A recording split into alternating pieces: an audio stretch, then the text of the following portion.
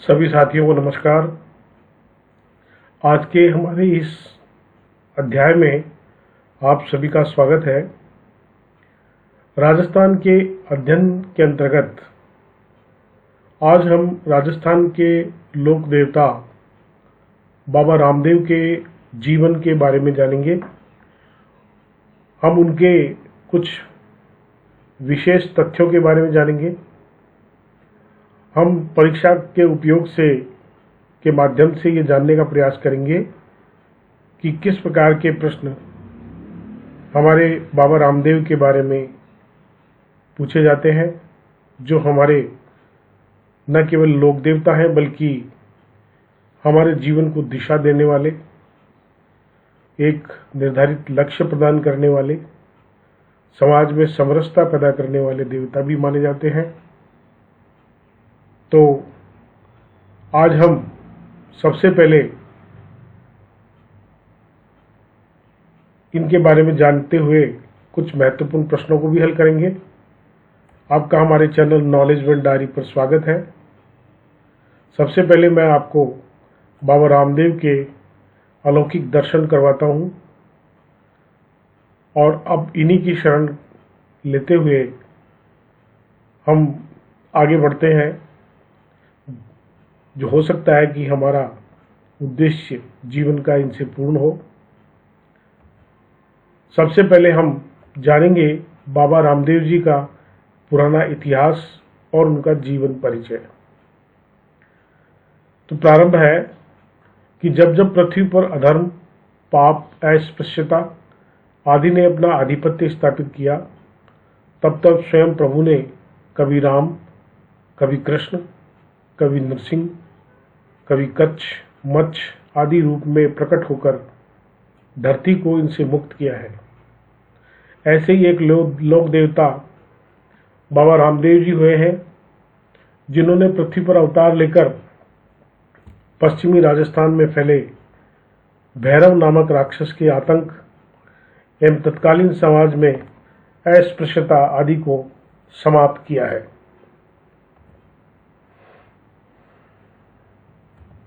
बाबा रामदेव जी का जीवन परिचय एक नज़र में। सबसे पहले हम इस लिस्ट के माध्यम से जानने का प्रयास करेंगे कि इनका प्रमुख नाम बाबा रामदेव जी हैं। इन्हें अन्य नामों से भी जाना जाता है, जिसमें रामसा पीर, रुणीचारा धणी और बाबा रामदेव भी शामिल है। इनका जन्म चैत्र सुदी पंचमी विक्रम संवत 1409 में हुआ था और इनका जन्म स्थान रुणीचा, जो कि वर्तमान में रामदेवरा है, राजस्थान में, वह माना जाता है। इनका जीवन काल 33 वर्ष का रहा। इनके पिता थे अजमल जी तंवर। इनकी माता का नाम मैना दे था। भाई विरमदेव। इनकी बहनें थी सगुना और लाछा, ये दोनों चचेरी बहनें थी। इनकी पत्नी का नाम नेतलदे था और इनका विवाह विक्रम संवत 1426 में माना जाता है।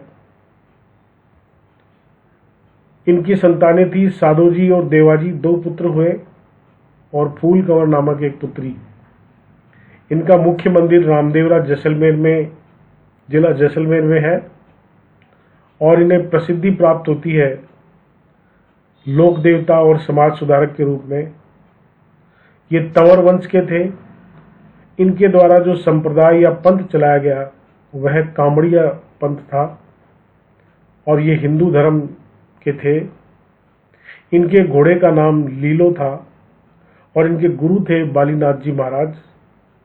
इन्होंने जीवित समाधि ली थी भादवा सुदी एकादशी विक्रम संवत 1442 में। कलयुग में पश्चिमी राजस्थान में फैले भैरव नामक राक्षस के आतंक एवं तत्कालीन समाज में अस्पृश्यता, सांप्रदायिकता अपने चरम पर पहुंच गई थी। इसलिए भैरव राक्षस का वध एवं समाज में सामाजिक समरसता की अलख जगाने के लिए बाबा रामदेव जी का अवतार हुआ। यूं तो भारतवर्ष विभिन्न संप्रदाय, एवं जातियों का देश रहा है, जहाँ समय समय पर विभिन्न धर्म संप्रदाय ने अपने अपने देवी देवता, पीर पैगंबर एवं सती जती हुए हैं तथा सभी धर्मों के अपने अपने पूजा स्थल, मंदिर, चर्च, मस्जिद एवं मकबरे उनके अनुयायियों की आस्था और श्रद्धा के केंद्र बने हुए हैं, जहाँ भक्तजन अपने अपने तरीके से उन आस्था के केंद्रों पर अपनी मनोकामना पूरी होने एवं मन्नत मांगने हेतु श्रद्धा सुमन अर्पित कर अपने आप को धन्य समझते हैं।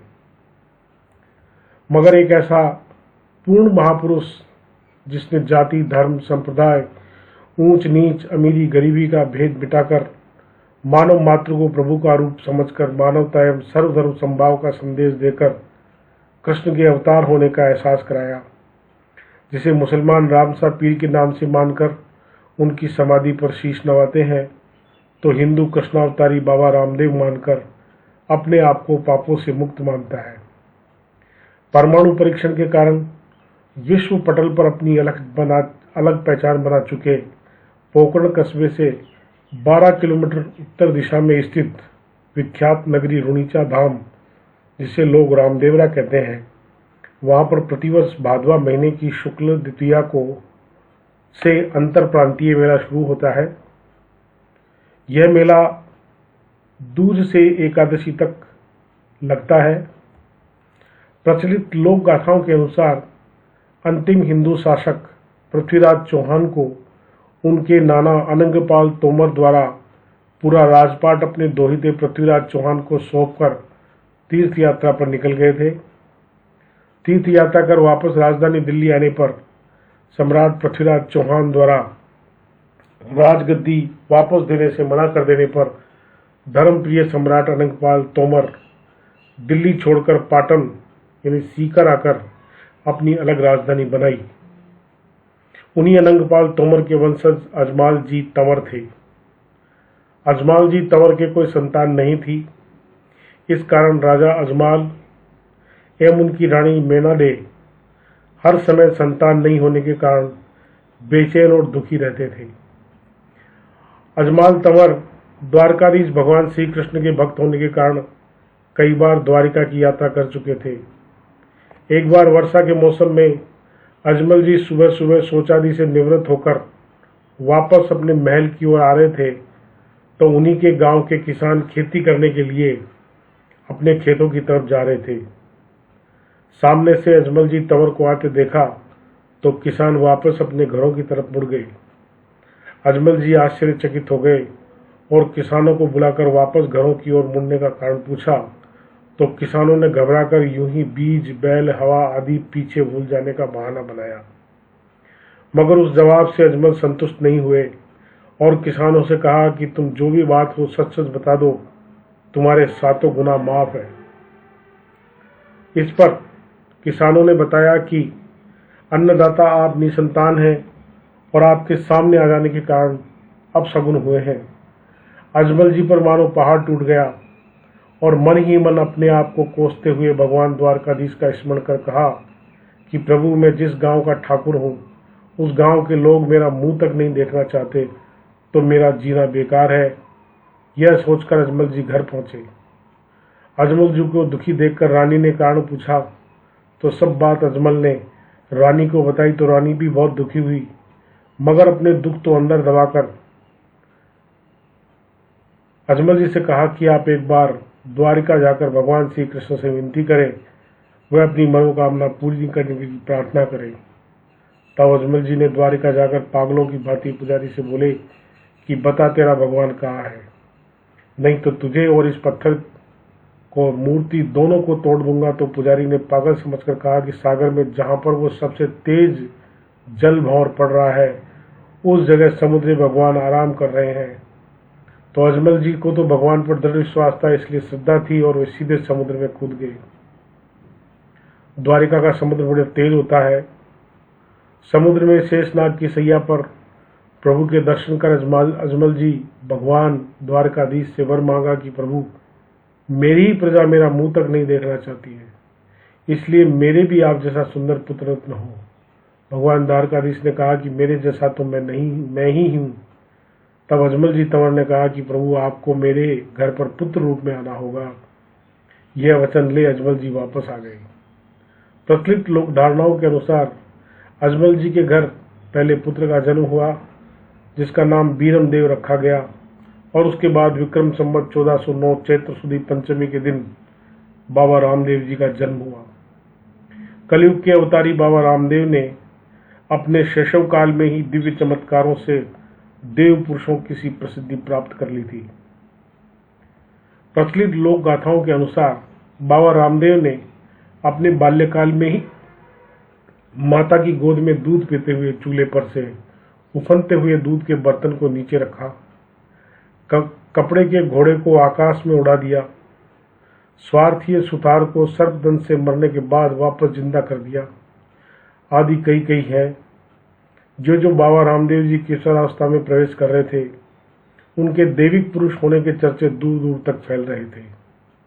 प्रचलित गाथा के अनुसार कृष्णावतार बाबा रामदेव जी भैरव राक्षस के आतंक को मिटाने के लिए ही पृथ्वीलोक पर अवतरित हुए थे। एक दिन बाबा रामदेव जी अपने साथियों के साथ गेंद खेल रहे थे। खेलते खेलते गेंद को इतना दूर फेंक दिया कि सभी साथियों ने अपने आप को गेंद लाने में असमर्थता जताए हुए कहा कि आपको ही गेंद लानी पड़ेगी। तो बाबा रामदेव गेंद लाने के बहाने वर्तमान पोकरण की घाटी पर स्थित साथल में आकर भैरव के अत्याचार से लोगों को मुक्त करवा दिया था। बाबा रामदेव जी बालक के रूप में सुनसान पहाड़ी पर अकेले देखकर पहाड़ी पर धूना लगाए बैठे बालीनाथ जी ने जब देखा तो कहा कि बालक तू कहाँ से आया और जहाँ से आया वापस चला जा, यहाँ पर रात को भैरव राक्षस आएगा। बालीनाथ जी ने कहा कि ये आदमखोर राक्षस तुझे खा जाएगा। तब बाबा रामदेव जी ने रात के समय वहाँ पर रुकने की प्रार्थना की तो बालीनाथ जी ने अपनी कुटिया आश्रम में पुरानी गुदड़ी ओढ़ाकर बालक रामदेव को चुपचाप सो जाने को कहा। अर्धरात्रि के समय भैरव राक्षस ने वहां आकर बालीनाथ जी से कहा कि आपके पास कोई मनुष्य है, मुझे मानुष गंध आ रही है। तो बालीनाथ जी ने भैरव से कहा कि यहाँ पर तो तूने 12-12 कोस तक तो पक्षी भी नहीं छोड़ा है, मनुष्य कहाँ से आएगा।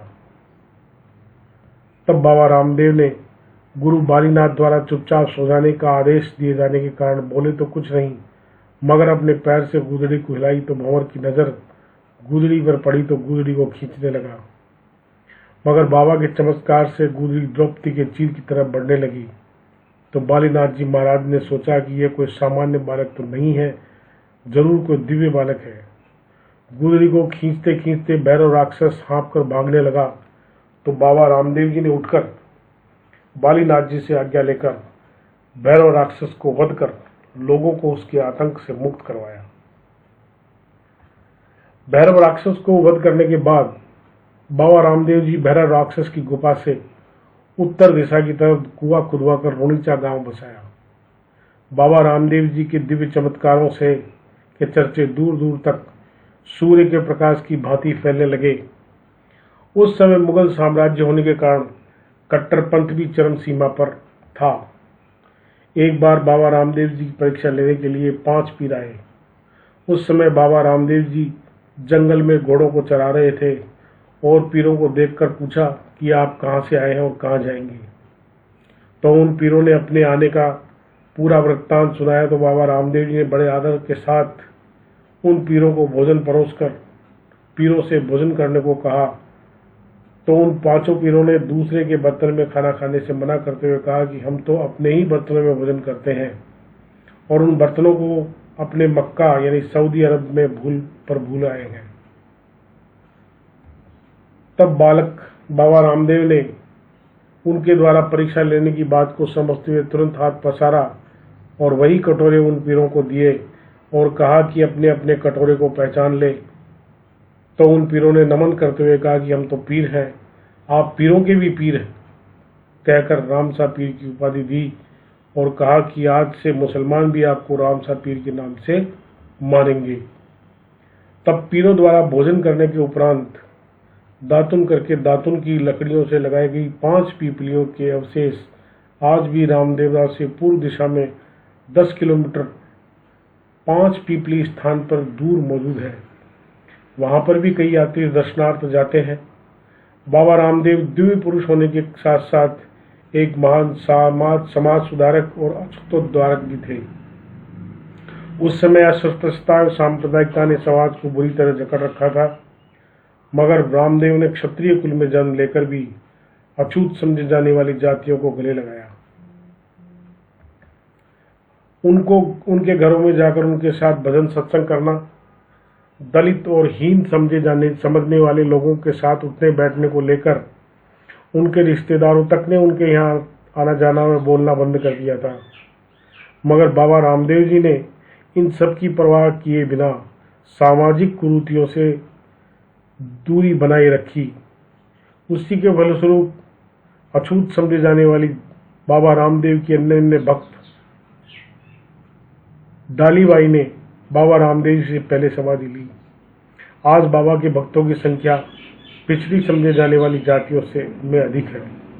बाबा रामदेव जी ने अपने 33 वर्ष की अल्पायु में अनेक चमत्कार और समाज सुधार के कार्य कर वर्तमान राम सरोवर की पाल पर भाद्रवा सुदी एकादशी विक्रम संवत 1442 को जीवित समाधि ली थी। तो आपने ये पूरा सुना। Thanks for your time. हमारे दूसरे वीडियो में भी आपको बाबा रामदेव जी के बारे में कुछ महत्वपूर्ण तथ्य देखने को मिलेगा। तब तक आप हमारे चैनल नॉलेज भंडारी पर बने रहें। Thanks for your time. Keep watching for the updations.